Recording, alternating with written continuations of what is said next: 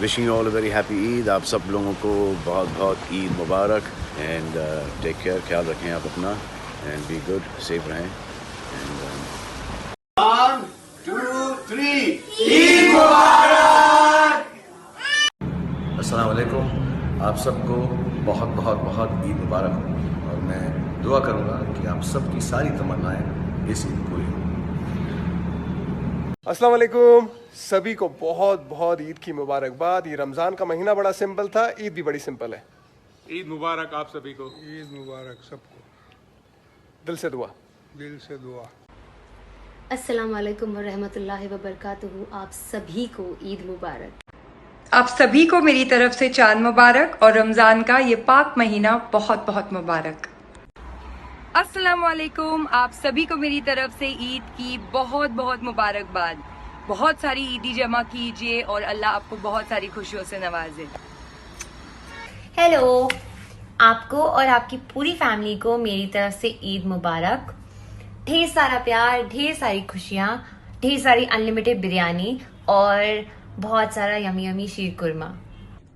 So the Celebrate Differently bug has really bitten me hard, and I'm planting this small plant today to celebrate Eid and World Environment Day. Ramzan मुबारक।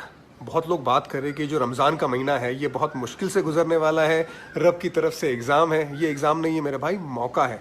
मौका अपनी इबादतों में बढ़ोतरी करने का। हम हमेशा काम में बिजी रहते हैं, और अगर काम में बिजी रहने के साथ साथ रोज़ा रखा जाए तो इबादतों में कुछ कमी रह जाती है, या उतनी अच्छी तरीके से इबादत नहीं कर पाते जितनी अच्छी तरह से हम करना चाहते हैं। लॉकडाउन के ज़रिए हम घर में रहेंगे, और अगर घर में रहेंगे तो हमारे पास वक्त बहुत होगा इबादतें करने का, एक्स्ट्रा नफिल नमाज़ें पढ़ने का, ज़्यादा से ज़्यादा कुरान शरीफ पढ़ने का, बहुत सारी हदीसें सुन के उन पे अमल करने का, अच्छे काम करने का, और अपनी नफ्स पे काबू करने का। देखिए, रोज़े का सबसे बड़ा पहलू रहता है सिर्फ भूखा रहना नहीं है, अपनी नफ्स पे काबू करना। आंखों का रोज़ा, ज़ुबान का रोज़ा, जिस्मानी रोज़ा, रूहानी रोज़ा, ये बहुत ज़्यादा अहम पहलू है रोज़े के।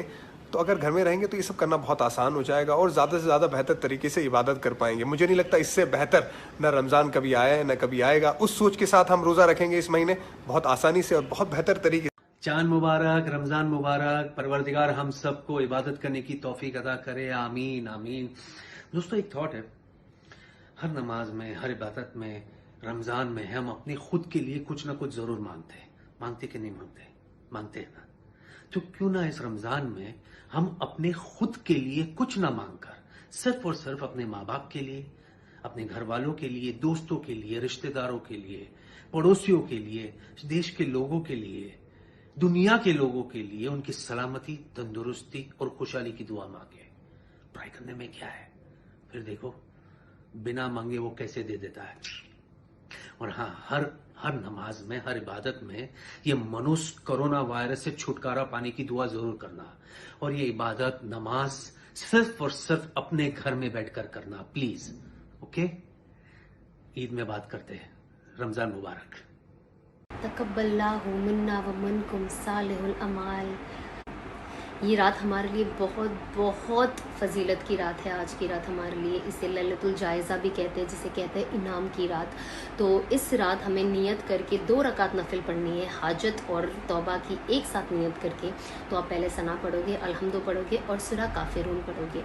फिर आप रुकू में जाके सजदे में जाओगे, और जब आप वापस आओगे 2 सजदा करके, फिर आप अलहम्दु पढ़ोगे और सूरा इखलास पढ़ोगे। इन केस आपको काफिरून या इखलास नहीं आता है, जो हम श्योर सबको आता होगा, आप कोई भी सूरा पढ़ सकते हैं जो आपको आता है। और वो होने के बाद आप जैसे सलाम फेरोगे, आप किसी से बिना बात करे, ना फ़ोन ना घर वालों से, किसी से नहीं, आप तस्बीह लोगे और 100 की तस्बीह पढ़ोगे। तो आप ये पढ़ोगे, या तव्वाबू या करीमू, ये दोनों को आप ज्वाइन करके भी एक ही तस्बीह में 2 नाम ले सकते हो। इसे आपको 100 बार पढ़ना है, और इसकी बहुत फजीलत है। एक तो अल्लाह हमारे सारे गुनाहों को माफ़ करे, दूसरा हमें जादू से बचा के रखे, जो जादू है, नज़र है, इनसे हमें बचा के रखता है। तीसरा हमारी रोज़ी में बरकत देता है। इंशाअल्लाह हमें हलाल रोज़ी अल्लाह पाक नसीब अता फरमाए, और हलाल रोज़ी पे ही रखे। और जिसका नहीं है, शायद आगे जाके उनके लिए अल्लाह पाक ऐसे कुछ रास्ते खोल दे कि सिर्फ और सिर्फ हलाल रोज़ी पे रहे।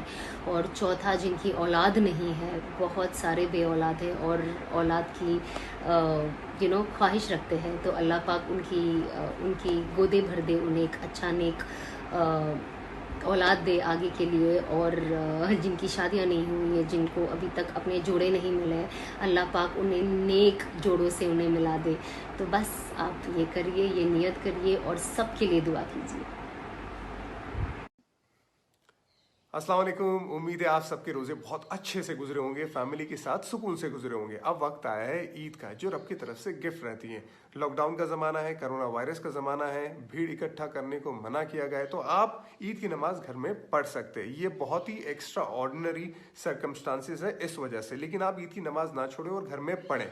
इस्लाम के 4 स्कूल ऑफ थॉट से अगर जो भी स्कूल ऑफ थॉट्स के हिसाब से अगर आप घर में ईद की नमाज और खुतबा नहीं पढ़ सकते, ये अलग बात है। ये वीडियो उन लोगों के लिए जिनको घर में ईद की नमाज पढ़नी है। बहुत सिंपल है। ईद की नमाज और जो बाकी की नमाजें रहती है उसमें सिर्फ इतना फर्क रहता है कि ईद की नमाज में 6 जायद तकबीरें रहती है। आपने ईद की नमाज की नीयत बांधी, आपने सना पढ़ी, सना पढ़ने के बाद आपको अपने हाथ कान की तरफ ले जाने, अल्लाह अकबर कहना है, हाथ छोड़ देने।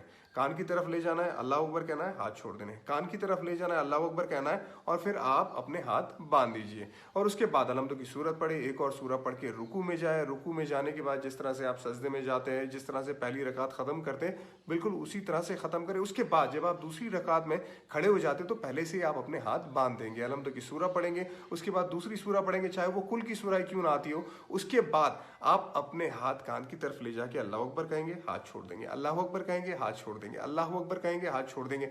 चौथी मर्तबा जब आप अल्लाह अकबर कहेंगे तब आप सीधा रुकू में जाएंगे। रुकू में जाने के बाद, खड़े होने के बाद, जिस तरह से आप सजदे में जाके जिस तरह से आप अपनी बाकी नमाजें खत्म करते हैं, बिल्कुल उसी तरह नमाज खत्म करके सलाम फिराएंगे। ये आपकी ईद की नमाज हो गई। उसके बाद खुतबे की बात आती है। देखिए, खुतबा जुमा की नमाज में नमाज से पहले होता है और ईद की नमाज में नमाज के बाद होता है। बहुत सिंपल, अगर आपको खुतबा पढ़ना है तो बहुत सिंपल मैं खुतबा आपको बताऊंगा। आप खड़े हो जाए, उसके बाद आप तकबीर पढ़े, अल्लाहु अकबर, अल्लाहु अकबर, ला इलाहा इल्लल्लाहु वल्लाहु अकबर, अल्लाहु अकबर वलिल्लाहिल हम्द। ये पढ़ लिया आपने। उसके बाद अलहम्दुलिल्लाह की सूरत पढ़ी, उसके बाद आप बैठ गए। ये आपका पहला खुतबा खत्म। थोड़ी देर के बाद आप खड़े हो जाइए, उसके बाद फिर तकबीर पढ़े, अल्लाहु अकबर, अल्लाहु अकबर। उसके बाद आप कोई भी एक दुरूद शरीफ, जो भी दुरूद शरीफ आपको आता है वो पढ़े। उसके बाद रब्बना आतिना फिद दुनिया हसनतन व फिल आखिरति हसनतन व क़िना अज़ाबन्नार पढ़े। ये आपका दूसरा खुतबा भी हो गया। इसी तरह से आप ईद की नमाज भी घर में पढ़ सकते हो और खुतबा भी, और सवाब भी पूरी तरह से कमा सकते हैं। ईद मुबारक आप सबको।